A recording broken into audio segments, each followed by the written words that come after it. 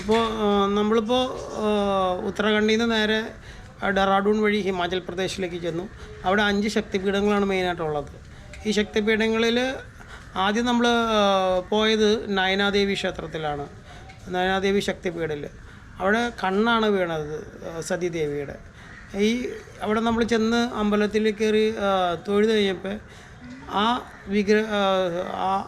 അമ്പലത്തിൻ്റെ മുമ്പിൽ ദർശനത്തിൽ നിൽക്കുമ്പോൾ നമ്മുടെ ലെഫ്റ്റ് ഐ ആണ് അവിടെ കിട്ടുന്നുള്ളൂ. ലെഫ്റ്റ് ഐ മാത്രം ഇങ്ങനെ ചാർജ് ആയിക്കൊണ്ടിരിക്കും അമ്പലത്തിൽ നോക്കി നമ്മൾ പ്രാർത്ഥിക്കുമ്പോൾ. ഇത് കഴിഞ്ഞ് നേരെ നമ്മൾ ഇപ്പോൾ എനിക്ക് തോന്നുന്നു അവിടുത്തെ എനർജി വന്നിട്ടുണ്ട്. നിങ്ങളുടെ ലെഫ്റ്റ് ഐ നിങ്ങൾക്ക് അത് സെൻസ് ചെയ്യാൻ പറ്റും. ഇപ്പോൾ ലെഫ്റ്റ് ഐയിൽ മാത്രം അതിൻ്റെ ചാർജ് സെൻസ് ചെയ്യാൻ പറ്റും. ലെഫ്റ്റ് ഹാൻഡിലും വരുന്നുണ്ട്. ഇത് കഴിഞ്ഞ് നമ്മൾ നേരെ വലം വെച്ച് നേരെ പുറകിൽ നിൽക്കുമ്പോൾ ഓട്ടോമാറ്റിക്കലി നിങ്ങളുടെ റൈറ്റ് ഐയും സെൻസ് ചെയ്യാൻ തുടങ്ങും. അപ്പോൾ അതാണ് അവിടുത്തെ പൊസിഷൻ ആ ഗുപ്തത്തിലുള്ളത്. ഫ്രണ്ടിൽ ലെഫ്റ്റ് ഐയും ബാക്കിൽ റൈറ്റ് ഐയും. അത് അങ്ങനെ കംപ്ലീറ്റ് ചെയ്ത് വരുമ്പോഴേക്കും നിങ്ങളുടെ 2 കണ്ണുകളും ചാർജ് ആയിട്ടുണ്ടാവും. അതാണ് നയനാദേവിയുടെ ഒരു അമ്പലത്തിൻ്റെ ഗുപ്തത്തിലുള്ള പ്രത്യേകത, സൂക്ഷ്മത്തിൽ കിട്ടുന്നത്. പിന്നെ നമ്മളവിടെ അവരുമായിട്ട് സംസാരിക്കും, ഇതൊക്കെ പറഞ്ഞു കൊടുക്കുകയും ചെയ്ത് കഴിഞ്ഞ് അവർ നമ്മളെ ഷോളൊക്കെ ഇട്ട് ആദരിക്കുകയൊക്കെ ചെയ്തിരുന്നു അവിടുത്തെ പണ്ഡിറ്റുകൾ. അപ്പം അതാണ് നയനാദേവി ക്ഷേത്രത്തിൻ്റെ പ്രത്യേകത. പിന്നെ അതിനുശേഷം നമ്മൾ ചിന്തപൂർണി എന്ന് പറഞ്ഞാൽ ഇതൊക്കെ അടുത്തടുത്തുള്ള ഇതാണ്. ഒരു 10, 30, 35 നയനാദേവി കിലോമീറ്റർ അകലത്തിലുള്ള ഒരു ഇതാണത്. നയനാദേവിയുടെ അവിടെ ഗുഹയുണ്ട്. ആ ഗുഹയുടെ അതെന്ന് വെച്ച് കഴിഞ്ഞാൽ അവിടെ ഒരു കാറ് നമ്മൾ പോകുന്നത് കേബിൾ കാറിലാണ്. ആ കേബിൾ കാർ വന്ന് എൻ്റെ ചെയ്യണതിൻ്റെ സൈഡിലായിട്ട് ഒരു 70 അടി താഴ്ചയിലൊരു ഗുഹയുണ്ട്. ആ ഗുഹയിൽ ഇപ്പോൾ വെള്ളം കെട്ടിക്കിടക്കുന്നതുകൊണ്ട് അവിടെ ആർക്കും അതിനകത്ത് എൻട്രി ഇല്ല. അവിടെ ചെന്ന് നിന്ന് കഴിയുമ്പോൾ നമ്മുടെ തലയുടെ ഇവിടുന്ന് മോൾപോട്ട്, നെറ്റിയുടെ മോൾപോട്ടുള്ള ആ ഭാഗം മാത്രം ആക്ടിവേഷൻ ആവും അവിടെ. അതാണ് ആ ഗുഹയുടെ പുറത്ത് സഹസ്രാറും ഈ തലയ്ക്ക് മുകളിൽ. അപ്പോൾ ഏകദേശം ഒരു പീനിയൽ ഗ്ലാൻഡും ഹൈപ്പോതലാമസും പിറ്റ്യൂട്ടറിയും പിന്നെ സെറിബെല്ലും ആ ടോപ്പ് ഭാഗം, അത്രയും ഭാഗത്തുള്ള ഒരു ആക്ടിവേഷനാണ് നമുക്ക് അവിടെ കിട്ടിക്കൊണ്ടിരിക്കുന്നത്. അതവിടെ നല്ല ഭംഗിയായിട്ട് അത്രയും ഇപ്പം നിങ്ങൾക്ക് അത് വേണമെങ്കിൽ സെൻസ് ചെയ്യാൻ പറ്റുന്നുണ്ടാവും. ഇവിടെ നിന്ന് ഇത്രയും ഭാഗം മാത്രം എനർജി ഇങ്ങനെ ഫ്ലോ ചെയ്യുന്നതായിട്ട്, സെൻസിറ്റൈസ് ചെയ്തിട്ടിരിക്കുന്നതായിട്ട്. അതാണ് അവിടുത്തെ ആ ഗുഹയുടെ പ്രത്യേകത. ലെഫ്റ്റ് സൈഡും ആക്ടിവേഷൻ ആയിട്ടുണ്ട്. ലെഫ്റ്റ് സൈഡ് ഓഫ് ദ ഹാൻഡും ഇത്രയും ഭാഗവും ആക്ടിവേഷൻ ആവുന്നുണ്ട്. അപ്പോൾ അത് നിങ്ങൾക്ക് സെൻസ് ചെയ്യാവുന്നതാണ്.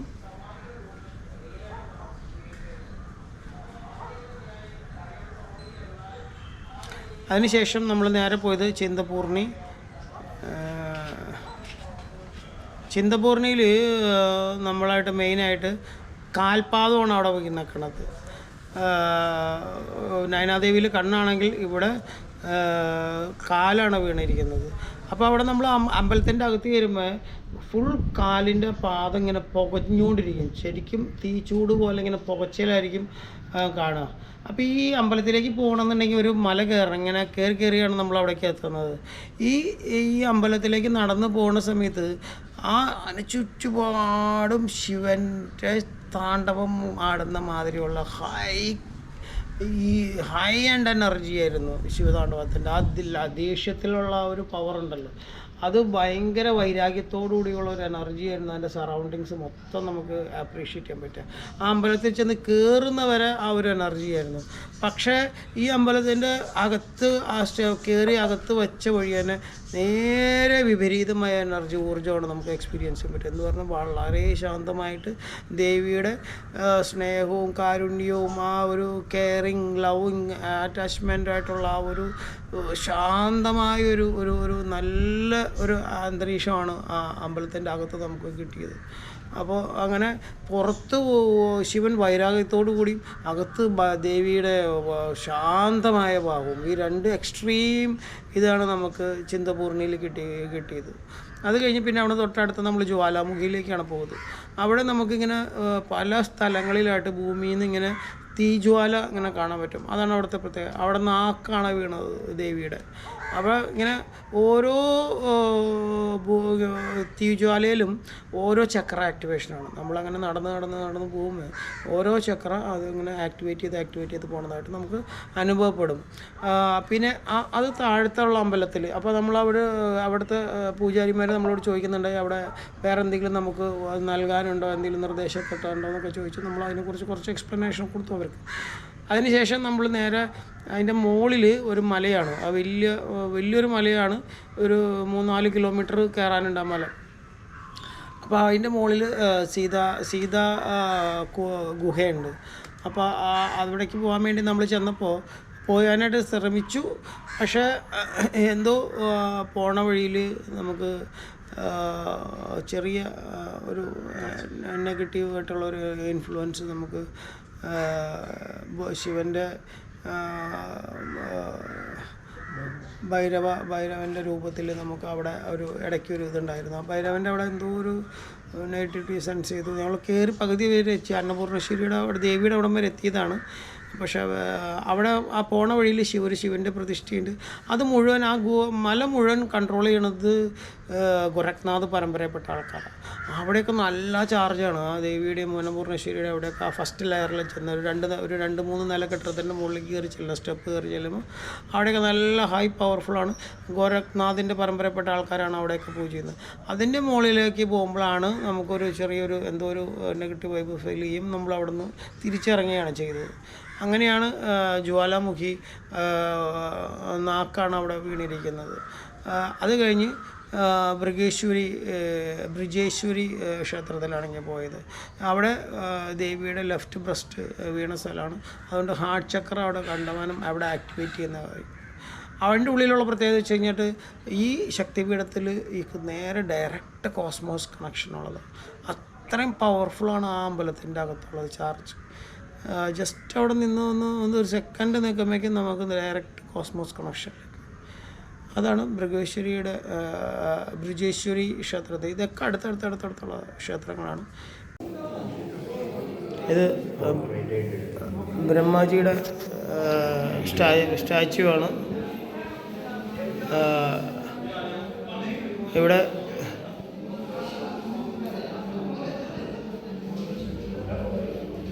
എനർജി സെൻസ് ചെയ്യാൻ പറ്റും. ഇപ്പോൾ ഇവിടെ സഹസ്രാരചക്രത്തിൻ്റെ 5 ലെയർ ഓപ്പണായി നിൽക്കുന്ന എനർജി ഇവിടെ സെൻസ് ചെയ്യാൻ പറ്റും.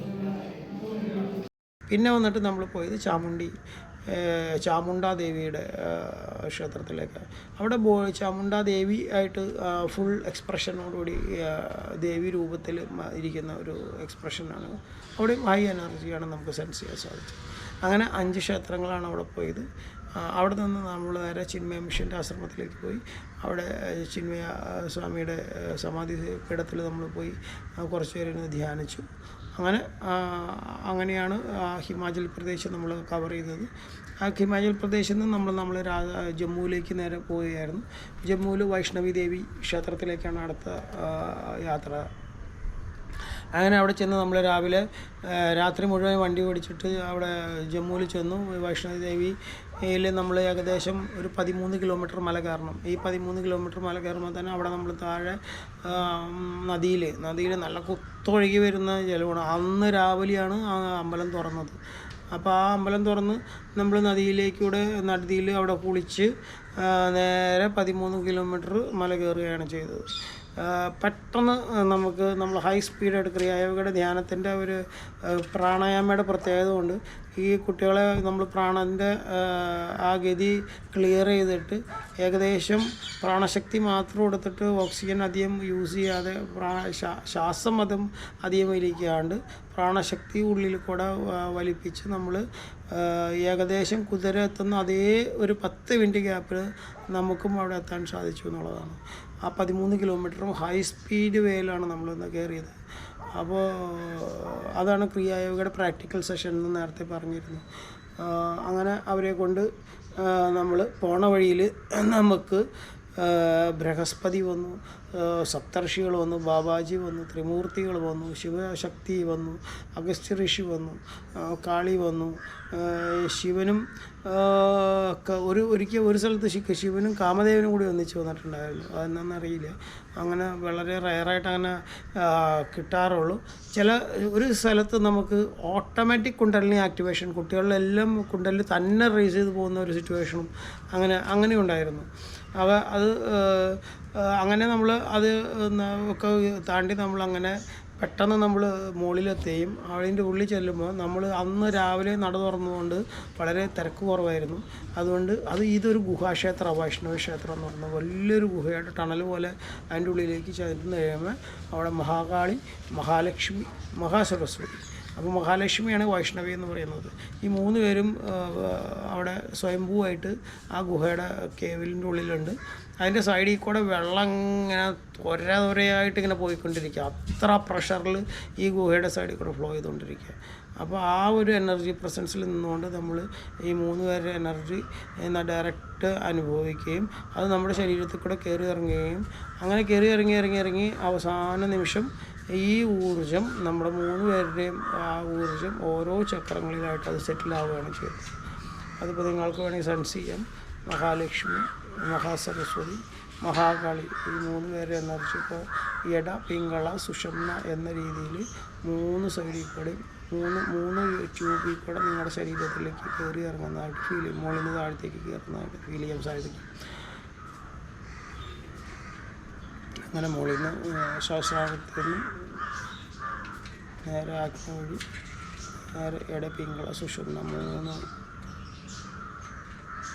നാഡീവ്യൂഹങ്ങളിലൂടെ നേരെ താഴത്തേക്ക് ഇറങ്ങി കൈകളിലേക്ക് അത് സ്പ്രെഡ് ഔട്ട് ചെയ്യും.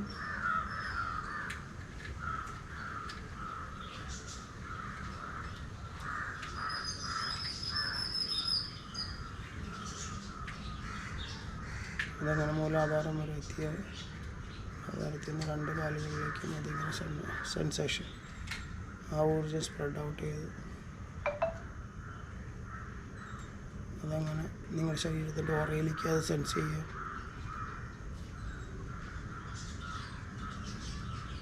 കയ്യിൽ കൂടെ അതിങ്ങനെ ഫ്ലോ ചെയ്യുന്നതായിട്ട് ശരിക്കും സെൻസ് ചെയ്യാൻ പറ്റും. 2 കൈയിലും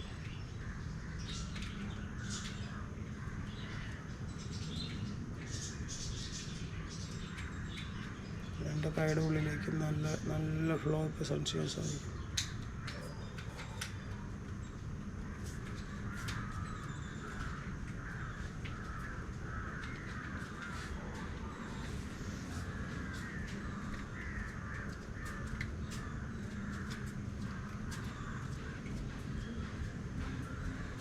മഹാകാളി, മഹാലക്ഷ്മി, മഹാസരസ്വതി ഈ 3 രൂപങ്ങളും ഒരേ സമയം ശരീരത്തിൽ കൂടെ കയറി ഇറങ്ങിയ സെൻസേഷൻ നിങ്ങളിപ്പോൾ അനുഭവപ്പെട്ടിട്ടുണ്ടാവും. ശരീരം അങ്ങനെ കൂളായി ആ ഒരു ഊർജം നേരെ വന്നിട്ട് ഇപ്പോൾ നേരെ ആജ്ഞയിലൂടെ വീണ്ടും സഹസ്രാരം കൂടെ നേരെ ഇറങ്ങി ഹാർട്ട് ചക്രയിലും മണിപ്പൂരയിലും മൂലാധാരത്തിലും അങ്ങനെ ഈ 3 ചക്രയിലും ഓരോരുത്തരായിട്ട് സെറ്റിലായിട്ട്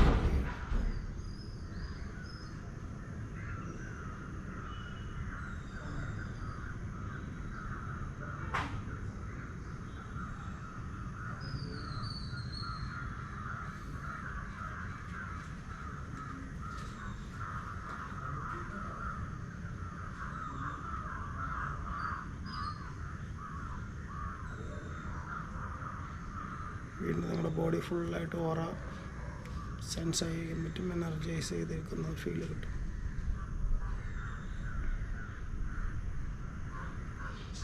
ഇതിൻ്റെ ഒരു ഐതിഹ്യം എന്താ വെച്ച് കഴിഞ്ഞാൽ അവിടെ നിന്ന് ഞങ്ങൾ സെൻസ് ചെയ്തപ്പോൾ നമ്മുടെ ശരീരത്തിലേക്ക് 10% ആ ദേവിയുടെ ഊർജ്ജം ഹാർട്ട് ചക്രയിലും മണിപ്പൂരയിലും മൂലാധാരത്തിലും സെറ്റിലായി. അതാണ് അവിടെ നിന്ന് കിട്ടിയ നമുക്ക് ക്രിയായോഗത്തിൽ കൂടെ നമുക്ക് കിട്ടിയ അനുഗ്രഹം.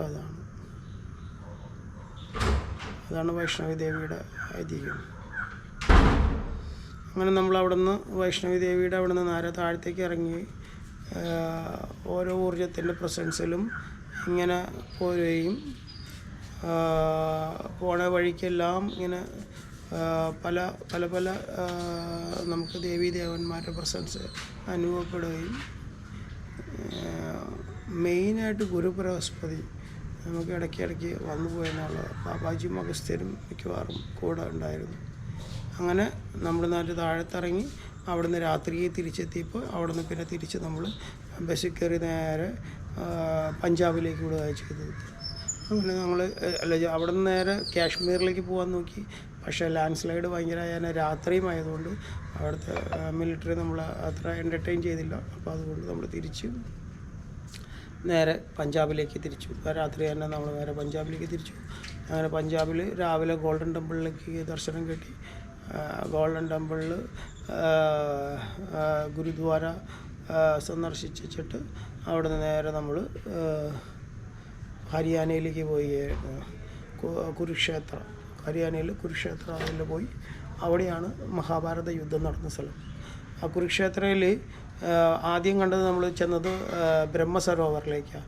എന്ന് പറഞ്ഞാൽ ബ്രഹ്മാവ് തീർത്ത ഒരു വലിയൊരു ഏക്കർ കണക്കിന് സ്ഥലമുള്ള ഒരു ബ്രഹ്മകുണ്ടമുണ്ട്.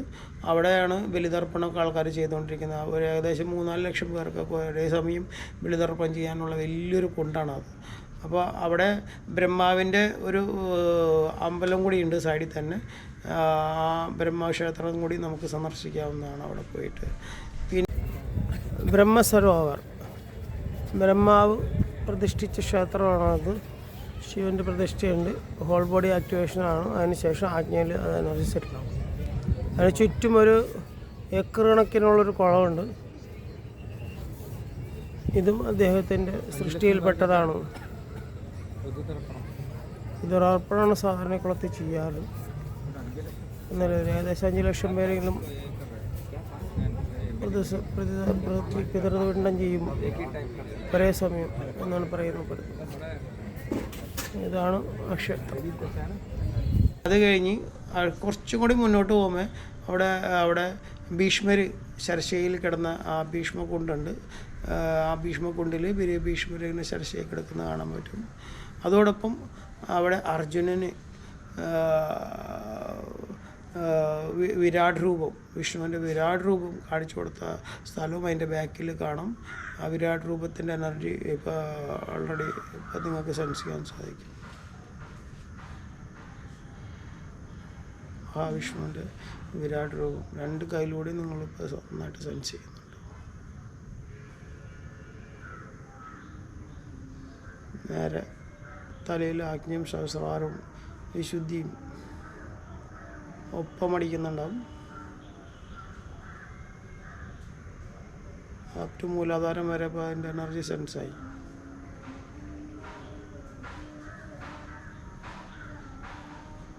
എല്ലാ ചക്രങ്ങളും ഒരേപോലെ ആക്റ്റീവ് ആവുന്നു. 2 കൈയിലാണ് ഏറ്റവും കൂടുതൽ പ്രസൻസ് ഫീൽ ചെയ്യുക.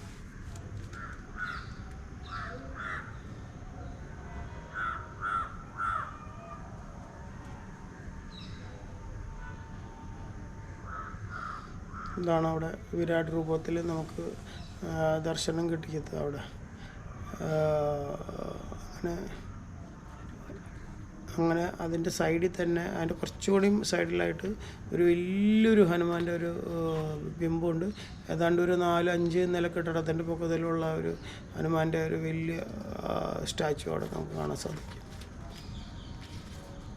അത് കഴിഞ്ഞ് നമ്മൾ നേരെ പോയത് ജ്യോതിസർ എന്ന് പറഞ്ഞ ഒരു സ്ഥലത്തേക്കാണ്.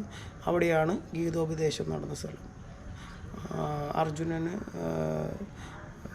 നമ്മുടെ വിഷ്ണു ഗീതോപദേശം, കൃഷ്ണൻ ഗീതോപദേശം കൊടുത്ത സ്ഥലമാണത്.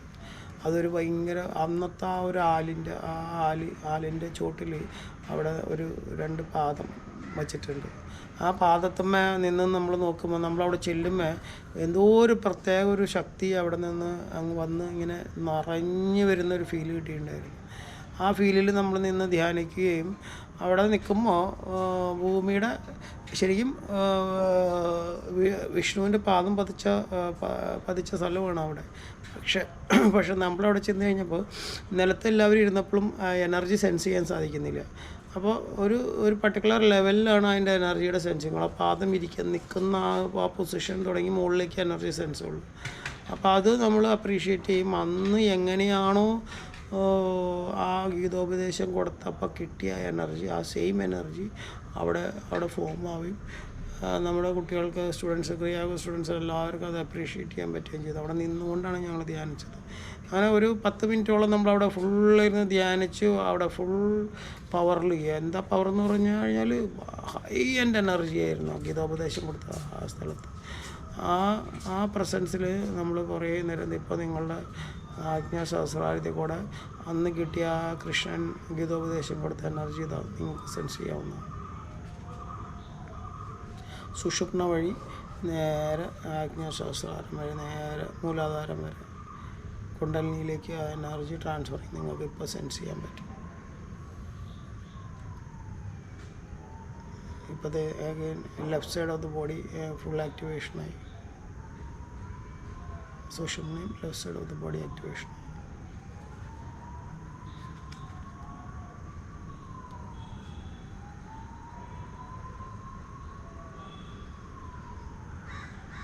ഇപ്പോൾ ബോഡിയുടെ right side of the body activation ആയിക്കൊണ്ടിരിക്കും.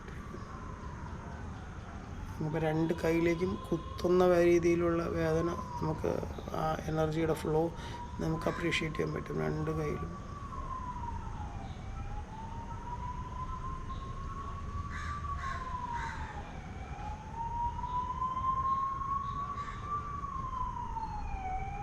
ഇതാണ് അവിടെ കിട്ടിക്കൊണ്ടിരുന്ന എനർജി. ഈ എനർജി അവിടെ നിന്ന് നമുക്ക് ഒരു 10 മിനിറ്റോളം ഞങ്ങളിരുന്ന് എല്ലാവരും എക്സ്പീരിയൻസ് ചെയ്തുകൊണ്ട്, ഇതിൻ്റെ അവസാനം നമുക്ക് ഗുപ്തത്തിൽ അവർ കാണിച്ചു തന്നു വൈൻഡ് അപ്പ് ദിസ് എന്ന് പറഞ്ഞിട്ട്.